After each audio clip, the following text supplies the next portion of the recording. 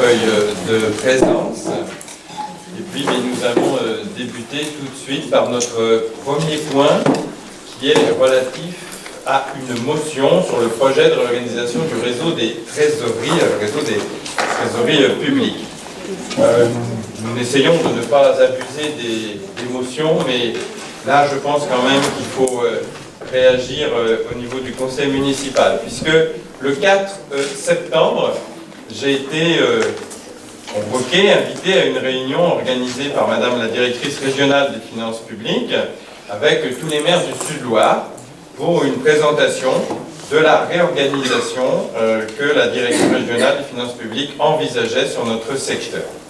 Donc, il nous a été expliqué qu'il y avait des regroupements des trésoreries qui s'occupaient du suivi de notre gestion comptable. Vous savez que les trésoreries ont plusieurs missions, dont une qui est d'assurer la gestion des collectivités. Et il était également prévu que comme cette direction se trouve avec un nombre de cadres peut-être en surnombre du fait qu'il y a maintenant moins d'étalement sur un certain nombre d'impôts. On pense en particulier à l'impôt sur le revenu, avec le revenu à la source, mais aussi avec la réduction progressive de la taxe d'habitation. Il y a un certain nombre de postes qui se sont libérés, donc il prévoit que ces cadres puissent être mis à la disposition des collectivités pour conseiller le meilleur suivi de leur gestion, mais à condition de les accueillir dans nos locaux municipaux. Après cette présentation, il a été précisé qu'en ce qui nous concernait, alors quand je dis nous, c'est tout notre secteur de Brin, de Saint-Léger, de Boueil, de Saint-Aignan-de-Grandlieu, qui avions la trésorerie ici à Boueil jusqu'en janvier 2018, c'est pas si vieux que cela, et bien que nous étions partis à Vertou et que il était proposé que nous soyons rattachés à Valette. Alors comme dans le courrier, il était précisé la volonté d'organiser la proximité de ce réseau, j'ai trouvé que c'était quand même se moquer du monde, de nous dire qu'on allait organiser une meilleure proximité, mais qu'on allait nous envoyer de Vertou à Valette. Nous n'avons aucun lien avec Valette, on n'est pas dans la même intercommunalité, il y a un certain nombre de choses qui sont illogiques dans cette proposition. Toutes les communes de Loire-Atlantique, hormis celles qui sont certaines qui sont dans Nantes Métropole, toutes les communes de Loire-Atlantique ont une trésorerie dans leur intercommunalité. La seule exception, eh bien, ça va être nos quelques communes ici de Nantes Métropole qui ne serions pas rattachées à une trésorerie qui serait dans la métropole. Il y en a, on pourrait l'être, c'est des questions de locaux, de volonté de la direction régionale. Et comme c'est plus facile de trouver des locaux manifestement à Valette, on veut nous envoyer là-bas avec tous les problèmes que ça pose. À l'époque, il nous avait été demandé le 4 septembre de faire part de nos observations avant le 30 septembre. Nous n'avions pas de conseil, donc j'ai fait un courrier que je n'ai pas fait seul. D'ailleurs, nous l'avons fait conjointement avec mes collègues maires de Saint-Aignan, de Saint-Léger et de Brin. Depuis, j'ai lu dans la presse, parce que ça a aussi soulevé quelques remous auprès des organisations syndicales de ces personnels, que finalement, la décision était repoussée à la fin de l'année. Ça nous laisse le temps, et entre autres, plus fort qu'un courrier, je pense qu'une délibération du conseil municipal me paraissait importante. Alors voici la motion, le vœu qui vous est proposé. Le conseil municipal de Boueil exprime son désaccord total quant à l'hypothèse émise, pour l'instant ce n'est qu'une hypothèse, d'un rattachement de nos 4 communes à la trésorerie de Valette. Alors que la trésorerie de Boueil a été fermée en janvier 2018 et que la commune de Boueil a fait l'objet d'un rattachement à la trésorerie de Vertou, il est particulièrement surprenant de constater l'absence de stabilisation du réseau des trésoreries et davantage encore de l'écart entre la volonté affichée d'organiser la proximité, le mot est entre guillemets, puisque c'est le mot vient directement de l'invitation qui nous était faite, organiser la proximité de ce réseau et la proposition de l'éloigner encore plus de notre commune. Ce refus est motivé par le constat que dans notre département, la gestion de chaque commune est assurée par une trésorerie toujours située sur le territoire géographique de son intercommunalité, son EPCI. Dans l'hypothèse présentée par la DRFIP, Seule Nantes Métropole échapperait à cette logique qui présente pourtant deux avantages manifestes.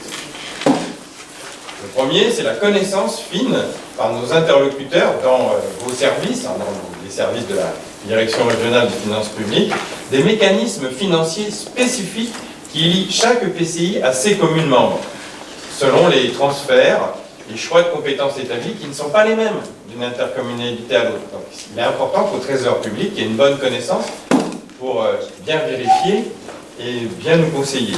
Alors, j'ai pris comme exemple pour nous l'attribution de compensation avec la métropole, la dotation de solidarité et puis plus récemment un fonds de concours interne.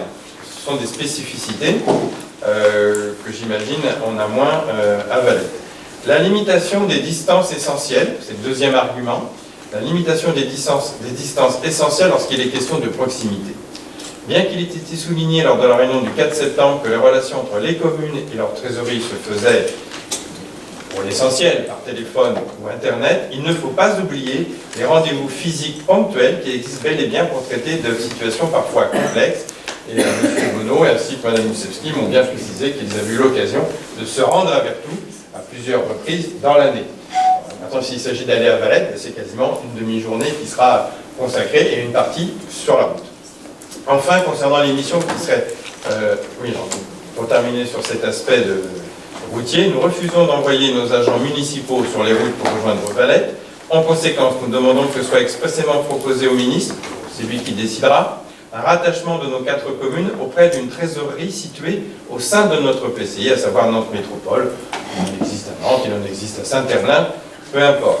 Enfin, concernant les missions, c'est un autre aspect que je n'ai pas abordé, mais les trésoreries assurent des missions aussi vis-à-vis des contribuables qui peuvent venir quelques-uns, parce que certains n'ont pas le choix et d'autres font ce choix de régler en numéraire des factures émises par les collectivités, entre autres.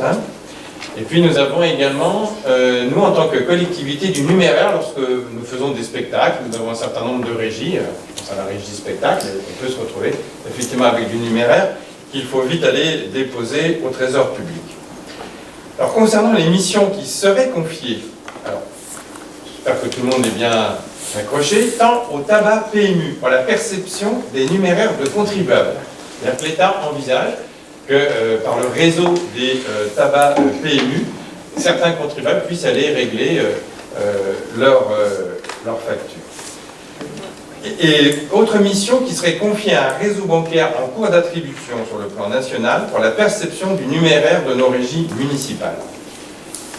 Sur ces deux choses, le conseil municipal souhaite rappeler la dangerosité des transferts de missions publiques relevant de l'État, percevoir quand même l'impôt ou de l'argent public dans les régies, vers des structures privées susceptibles d'évolution et fermeture sans maîtrise possible de l'État et de nos collectivités. Je suis désolé, mais un tabac PMU, il peut fermer à tout moment, c'est une question strictement privée.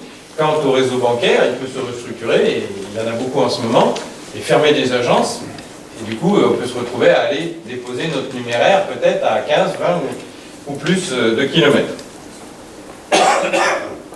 Et le deuxième point que nous voulons rappeler, c'est la perte de temps et les risques routiers engendrés par l'allongement des distances à parcourir pour les agents régisseurs.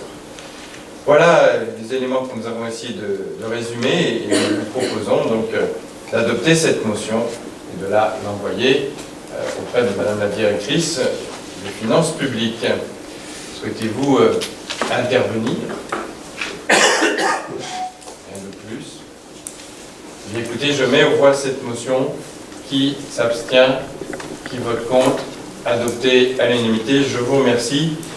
Alors, oui, on me fait passer un petit message. Nous aurions, oui, je suis passé trop vite au premier point, l'approbation de nos 2 derniers comptes rendus. C'est vrai que nous avions eu 2 conseils assez rapprochés, le 24 juin, et puis ensuite un conseil où nous avions aussi délibéré notre position à transmettre aux garants de la concertation pour l'aéroport. C'était le 8 juillet. Avez-vous sur ces 2 comptes rendus, du 24 juin et du 8 juillet, des observations? Il n'y en a pas. Écoutez, les 2 comptes rendus sont approuvés. Merci. Je reprends le fil avec